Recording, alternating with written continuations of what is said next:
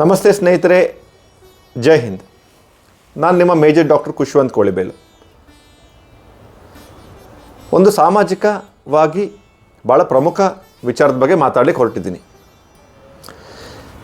ನಮ್ಮ ಕುಟುಂಬದಲ್ಲಿ, ಸ್ನೇಹಿತರಲ್ಲಿ, ಬಂಧು ಬಳಗದಲ್ಲಿ ಯಾರಿಗಾದರೂ ಮಗು ಆದರೆ ನಾವು ಸಾಮಾಜಿಕ ರೆಸ್ಪಾನ್ಸ್ ಹೇಗಿರುತ್ತೆ? ನಾನು ತುಂಬ ಕಡೆ ನೋಡಿದ್ದೀನಿ.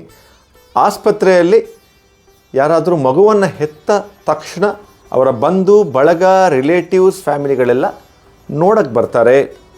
ಮಗುವನ್ನು ಎತ್ತಿ ಮುದ್ದಾಡಿ, ಮಗು ಅಪ್ಪನ ಥರ ಇದೆ, ಅಮ್ಮನ ಥರ ಇದೆ, ಕಣ್ಣು ಹಂಗಿದೆ, ಕಿವಿ ಹಂಗಿದೆ, ಮೂಗಿದೆ ಅಂಥೇಳಿ ಅಲ್ಲಿ ತುಂಬ ಗುಂಪು ಸೇರ್ತಾರೆ. ಹಾಗಾಗಿ ಆ ವಿಸಿಟರ್ಸು ಮೊದಲಿಂದ ಶುರು ಆಗ್ತಾರೆ, ಬರ್ತಾರೆ, ಎತ್ತಾರೆ ಮಗುವನ್ನು, ಈ ಥರ ಎಲ್ಲ ಮಾಡ್ತಾ ಇರ್ತಾರೆ. ಇದೆಲ್ಲ ನಮ್ಮ ಒಂದು ಪರಂಪರೆ ಇದೆ. ಪ್ರತಿಯೊಂದು ಜಾತಿ ಧರ್ಮಕ್ಕೂ ಅದರದೇ ಆದ ಕಲ್ಚರ್ ಇದೆ. ಇದನ್ನು ಸೋಷಿಯಲಿ ಎಕ್ಸೆಪ್ಟಬಲ್ ಅಂತ ಹೇಳ್ತಾರೆ. ಯಾರಿಗಾರು ಮಗು ಆದರೆ ನೋಡೋಕೆ ಹೋಗೋದು. ನಮ್ಮಲ್ಲಿ ಕೊಡಗಲ್ಲಿ ನಿಮಗೆ ಗೊತ್ತೇ ಇದೆ, ಬಾಣತಿನ ನೋಡೋಕೆ ಹೋದಾಗ ಮಟನ್ನು ಮತ್ತು ಬ್ರ್ಯಾಂಡಿ ತೊಗೊಂಡು ಹೋಗ್ತೀವಿ, ನಾವು ಬ್ರೆಡ್ ತೊಗೊಂಡು ಹೋಗ್ತೀವಿ, ತುಪ್ಪ ತೊಗೊಂಡು ಹೋಗ್ತೀವಿ. ಆಮೇಲೆ ಕೆಲವೆಲ್ಲ ಹುಟ್ಟಿ ಎರಡು ತಿಂಗಳಿಗೆ ತುಂಬ ಗ್ರ್ಯಾಂಡಾಗಿ ನೇಮಿಂಗ್ ಸೆರೆಮನಿ ಮಾಡ್ತೀವಿ, ಫಂಕ್ಷನ್ಸ್ ಮಾಡ್ತೀವಿ. ಇದೆಲ್ಲ ಕಾರ್ಯಕ್ರಮ ಇದೆ. ಒಬ್ಬ ಮಕ್ಕಳ ತಜ್ಞ ವೈದ್ಯನಾಗಿ ಕೆಲವು ವಿಚಾರವನ್ನು ನಿಮ್ಮ ಜೊತೆ ನಾನು ನೇರವಾಗಿ ಹೇಳಬೇಕು. ನಾನು ಮಗು ಆದಮೇಲೆ ಫಸ್ಟು 7 ರಿಂದ 10 ದಿನ ತುಂಬ ಇಂಪಾರ್ಟೆಂಟ್ ತಾಯಿಗೆ ಮತ್ತು ಮಗುವಿಗೆ. ಯಾಕೆ ಅಂತ ಹೇಳ್ತೀನಿ ನೋಡಿ. ಫಸ್ಟು 2 ರಿಂದ 3 ದಿನ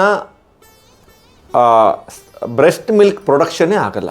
ಅಂದರೆ ಭಾಳ ತಿಕ್ಕಾಗಿ ಸ್ವಲ್ಪ ಅಮೌಂಟ್ ಪ್ರೊಡಕ್ಷನ್ ಆಗ್ತಾ ಇರುತ್ತೆ. ಬ್ರೆಸ್ಟ್ ಮಿಲ್ಕ್ ಪ್ರೊಡಕ್ಷನ್ ಆಗೋದು ಹೆಚ್ಚಾಗೋದು ಹೆಂಗೆ ಅಂತೇಳಿದರೆ ಅದರಲ್ಲಿ ಹಾರ್ಮೋನು ಇದೆ, ಅಟ್ಮಾಸ್ಫಿಯರು ಮತ್ತು ಮೈಂಡ್ಸೆಟ್ ಇದೆ. ತಾಯಿ ಮಗು ಜೊತೆಲೇ ಇರಬೇಕು.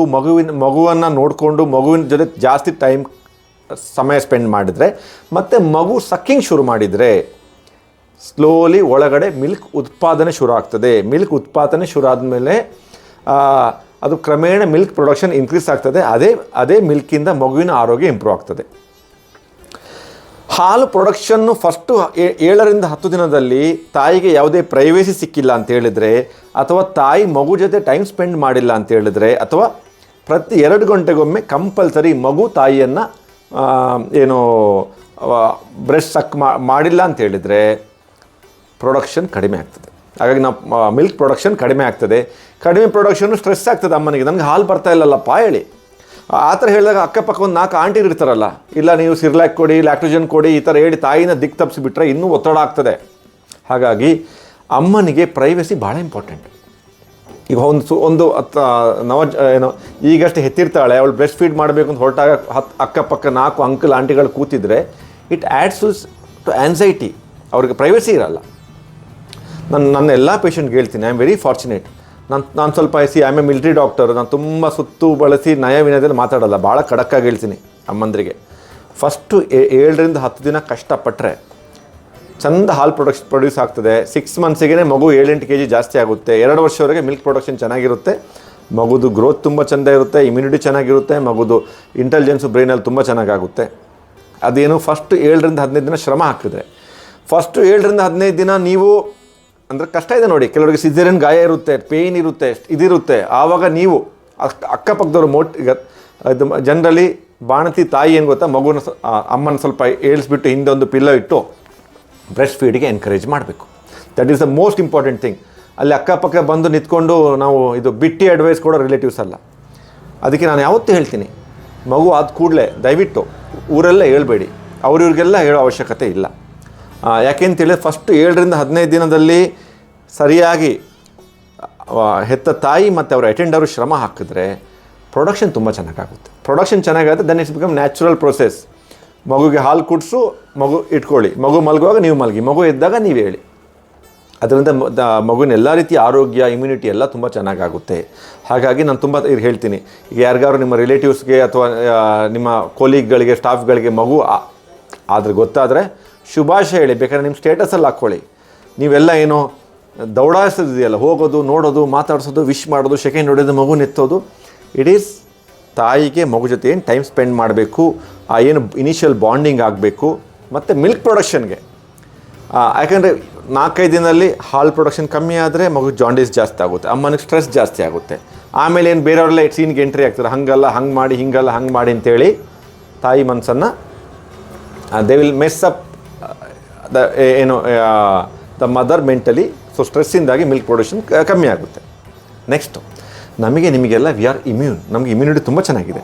ಯಾರಾದರೂ ಶೀತ, ಜ್ವರ, ಕೆಮ್ಮು, ಕಫ ಮತ್ತು ಹಲವು ಕಡೆಗಳಿಂದ ಓಡಾಡಿ ಕೀಟಾಣುಗಳನ್ನು ಕೈಯಲ್ಲಿರೋರೆಲ್ಲ ಹೋಗಿ ಮಗುನ ಎತ್ಕೊಂಡು ಮಾಡ್ತಾರೆ. ನೋಡಿ, ಆ ಮಗುಗೆ ಯಾವುದೇ ವ್ಯಾಕ್ಸಿನೇಷನ್ ಆಗಿಲ್ಲ. ನಮ್ಮಲ್ಲಿ ಹುಟ್ಟಿದಾಗ ಒಂದು ವ್ಯಾಕ್ಸಿನೇಷನ್ ಆದರೆ ಆಮೇಲೆ ಮಾರಕ ಕಾಯಿಲೆಗಳಿಗೆ ವ್ಯಾಕ್ಸಿನ್ ಶುರು ಆಗೋದು 6 ವಾರ, 10 ವಾರ, 14 ವಾರ, 3.5 ವಾರದವರೆಗೆ, 3.5 ತಿಂಗಳವರೆಗೆ ಬೇಬೀಸ್ ಟೋಟಲಿ ಯಾವುದೇ ಇಮ್ಯುನಿಟಿ ಇಲ್ಲ. ಬೇಬಿ ಸ್ಕಿನ್ ಡೆಲಿಕೇಟು, ಸ್ಕಿನ್ನಲ್ಲಿ ಇಮ್ಯುನಿಟಿ ಇಲ್ಲ, ಮತ್ತು ನ್ಯಾಚುರಲ್ ಇಮ್ಯುನಿಟಿ ಏನು ಇರಲ್ಲ. ಹಾಗಾಗಿ ನಾನು ಎಲ್ರಿಗೂ ಹೇಳ್ತೀನಿ, ಇದು ಮಿಸ್ಟೇಕ್ ನಾನು ಮಾಡಿದ್ದೀನಿ. ರಿಲೇಟಿವ್ಸ್ ಮಕ್ಕಳನ್ನ ಹೋಗಿ ಎತ್ಕೊಳ್ಳೋದು, ಚಿಕ್ಕದಿರೋ ಕಿಸ್ ಕೊಡೋಕೆ ಹೋಗೋದು.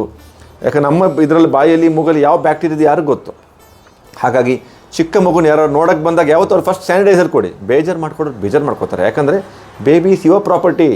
ನಾಳೆ ರಿಲೇಟಿವ್ಸ್ ಬರ್ತಾರೆ, ಇಲ್ಲಿ ಇಂಟ್ರೆಸ್ಟ್ ಬರ್ತಾರೆ, ಇಲ್ಲಿ ಒಂದು ಕೂಸು ತೊಟ್ಲಲ್ಲಿ ಊಟ ಮಾಡ್ತಾರೆ, ಹೋಗಿ ತಿಥಿಲಿ ಹೋಗಿ ಪೆಗ್ಗಾಗ್ತಾರೆ. So you have to very clear. I always tell, mother is the custodian of the baby. ಹಾಗಾಗಿ ಯಾರೇ ಬಂದು ಸ್ಯಾನಿಟೈಸರ್ ಕೊಟ್ಬಿಟ್ಟು ಅವ್ರ ಕೈ ತೊಳೆದು ಮಗುನ ಮುಟ್ಟೋ ಥರ ಮಾಡಬೇಕು. ಆಮೇಲೆ 3.5 ತಿಂಗಳವರೆಗೆ ವ್ಯಾಕ್ಸಿನೇಷನ್ ಆಗದೆ ಮಗುನ ಯಾವುದೇ ಕಾರಣಕ್ಕೂ ಅನಾವಶ್ಯಕ ಸಭೆ, ಸಮಾರಂಭ, ಭೂತ, ದೆವ್ವ, ಕೋಲ, ರಾಜ ಸೀಟ್ ಕರ್ಕೊಂಡೋಗಿ ಯಾವ ಅವಶ್ಯಕತೆ ಇಲ್ಲ. ಆಮೇಲೆ ನಾನು ಹೇಳ್ತೀನಿ ನೋಡಿ, ಈ ಸಮಾರಂಭ ಮಾಡಬೇಕು ಇರ್ತಿಲ್ಲ, ಅದಕ್ಕೇನು ಹೇಳೋದು, ನಾಮಕರಣ ಸಮಾರಂಭ, ಅದರಲ್ಲೂ ಕೂಡ ಒಂದು ಬೇಸಿಕ್ ವ್ಯಾಕ್ಸಿನೇಷನ್ ಆಗಿ 5-6 ತಿಂಗಳಿಗೆ ಮಗುದು ಇಮ್ಯುನಿಟಿ ಚೆನ್ನಾಗಾದಮೇಲೆ ನೀವು ಆ ಸಮಾರಂಭಗಳನ್ನು ಮಾಡ್ಬೋದು. Ultimately your focus is on child. ಆಗ ತಾಯಿ ಸ್ವಲ್ಪ ರೆಸ್ಟ್ ಆಗಿರುತ್ತೆ, ರಿಲ್ಯಾಕ್ಸ್ ಆಗಿರುತ್ತೆ, ಮಗುದ ಆರೋಗ್ಯ ತುಂಬ ಸ್ವಲ್ಪ ಇಂಪ್ರೂವ್ ಆಗಿರುತ್ತೆ. ನಾನು ಕೆಲವು ಕಡೆ ನೋಡಿದ್ದೀನಿ, 1.5 ತಿಂಗಳು 2 ತಿಂಗಳು ಇಮ್ಯುನಿಟಿ ಇಲ್ಲದ ಮಗುನ ನೀವು ಆ ಸಮಾರಂಭ ಮಾಡೋದು, ಅದರಲ್ಲಿ ಮಗುಗೆ ಜೇನು ಕುಡಿಸೋದು, ಹಾಲು ಕುಡಿಸೋದು, ಇದೆಲ್ಲ ಸಂಪ್ರದಾಯಗಳು. ಅದರಲ್ಲಿ ಏನು ಕೀಟಾಣು ಇದೆ ಅಂತ ಗೊತ್ತಿಲ್ಲ. ಸೊ ಹೀಗಾಗಿ ತುಂಬ ಡಿಸಾಸ್ಟರ್ಗಳಾಗಿವೆ. ಒಬ್ಬ ಮಕ್ಕಳ ತಜ್ಞ ವೈದ್ಯನಾಗಿ ನಾನು ಮೊದಲೇ ಹೇಳಿದೆ, I served as a doctor in the army. So I shoot straight. ನೇರವಾಗಿ ಕೆಲವು ವಿಚಾರಗಳನ್ನು ಹೇಳಬೇಕಾಗುತ್ತೆ. ನಮ್ಮ ಸೋಷಿಯಲ್ ಫ್ಯಾಬ್ರಿಕ್, ನಾವು ಸೊಸೈಟಿಯಾಗಿ ನಾವು ಅರ್ಥ ಮಾಡ್ಕೋಬೇಕು. ಈಗ ತುಂಬ ಜನ ಬದಲಾಗಿದ್ದಾರೆ. ಈಗ ಮೊದಲ ಥರ ದೌಡಾಯಿಸಲ್ಲ, ಆಸ್ಪತ್ರೆಗೆ ನೋಡೋಕ್ಕೆ ಹೋಗಲ್ಲ, ಮನೆಗೆ ನೋಡೋಕ್ಕೆ ಹೋಗಲ್ಲ. ಅವರು ಒಂದು 3-4 ತಿಂಗಳು ಕಳೆದ ಮೇಲೆ ಪೀಪಲ್ ಒಂದು ಹಂತಕ್ಕೆ ಬಂದಮೇಲೆ ನೋಡೋಕೆ ಹೋಗ್ತಾರೆ. ನವಜಾತ ಶಿಶು, new Born child, first 15 days is very crucial for the mother. ಆ ಟೈಮಲ್ಲಿ ನಾವು ಸ್ಟ್ರೆಸ್ ಕೊಟ್ಟು ತಾಯಿಗೆ ಟೈಮ್ ಸ್ಪೆಂಡ್ ಮಾಡೋಕ್ಕೆ ಬಿಡದೆ ಮಿಲ್ಕ್ ಪ್ರೊಡಕ್ಷನ್ ಕಮ್ಮಿ ಮಾಡಿದರೆ it is very bad for the mother child. ಮತ್ತು ಅವ್ರು ಯಾವತ್ತೂ ಇದನ್ನು ನಾನು ಹೇಳಬೇಕಿತ್ತು ಜನರಿಗೆ ತುಂಬ ಸ್ಪಷ್ಟವಾಗಿ. This is very important thing. So ಇನ್ನು ನೆಕ್ಸ್ಟ್ ಟೈಮ್ ನಿಮ್ಮ ರಿಲೇಟಿವ್ಸಲ್ಲಿ ಯಾರಲ್ಲಿ ಅಥವಾ ಫ್ರೆಂಡ್ಸಲ್ಲಿ, ಕೊಲೀಗ್ಸಲ್ಲಿ ಮಗು ಆದಾಗ ಈ ವಿಚಾರವನ್ನು ಗಮನದಿಟ್ಕೊಳ್ಳಿ. Pray for them, wish best for them, but these are things you should keep in mind. ಜೈ ಹಿಂದ್, ನಮಸ್ತೆ.